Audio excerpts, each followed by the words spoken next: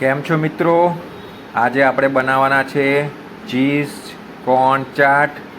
વરસાદનું વાતાવરણ છે તો અત્યારે આપણને લીલી મકાઈ મળી રહે છે, તો આપણે ચીઝ કોર્ન ચાટ આજે બનાવીશું.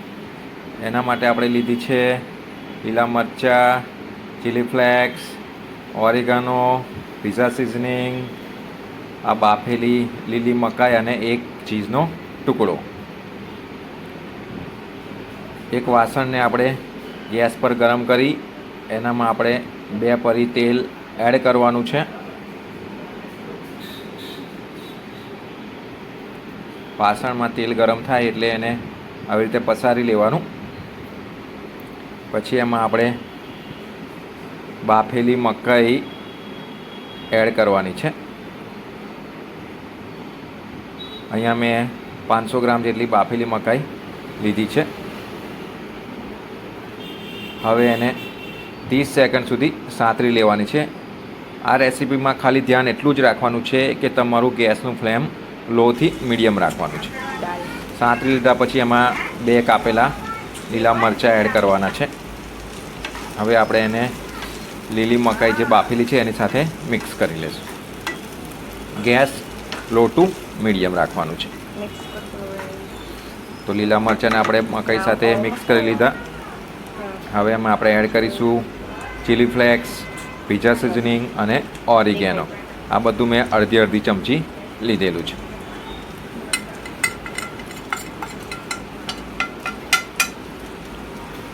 હવે આને પણ આપણે લીલા મરચાંની જેમ મિક્સ કરી લઈશું બાફેલી મકાઈ સાથે.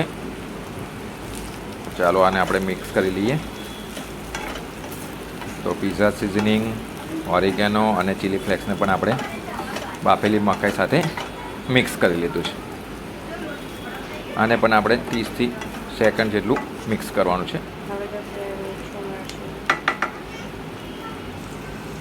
હવે એની અંદર આપણે 1 ચપટી જેટલી મરી પાવડર,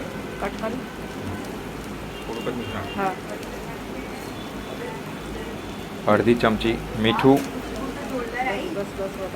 એડ કરવાનું અને એને મિક્સ કરવાનું છે. સાથે આપણે નાખીશું અડધી ચમચી મરચું પાવડર. હવે એને બરાબર મિક્સ કરી લેવાનું. તો સૌથી પહેલાં લીલી મકાઈને આપણે તેલમાં શેકી લીધી, પછી એમાં લીલા મરચાં, પછી એમાં pizza seasoning, oregano, chilli flakes, પછી એમાં નાખી આપણે થોડી મરી પાવડર, પછી મીઠું અને થોડું મરચું પાવડર એ મિક્સ કરી લીધું છે. હવે આપણે ચીઝના ટુકડાને છીણીની મદદથી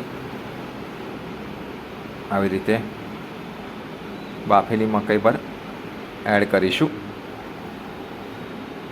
ધીરે ધીરે, કોઈ ઉતાવળ કરવાની નથી. ગેસ આપણે લોથી મીડિયમ જ રાખવાનું છે.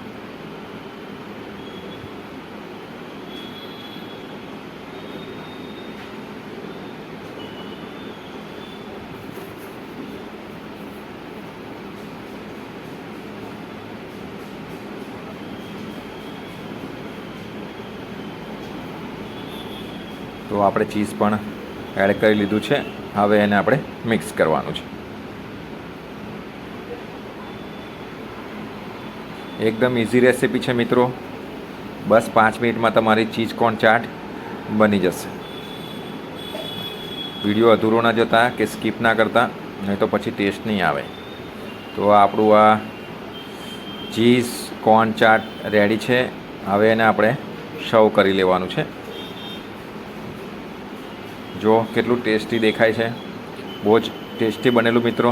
તમે પણ આવી રીતે ઘરે કોર્ન ચાટ બનાવીને ખાજો તો મને તમે યાદ કરશો. એકદમ જોરદાર અને ટેસ્ટી બને છે. માત્ર 5 મિનિટની રેસીપી છે. વરસાદના વાતાવરણમાં તમને ખૂબ મજા આવશે. વિડીયો સારો લાગ્યો હોય તો લાઈક કરજો, શેર કરજો અને કોમેન્ટ જરૂરથી કરજો મિત્રો.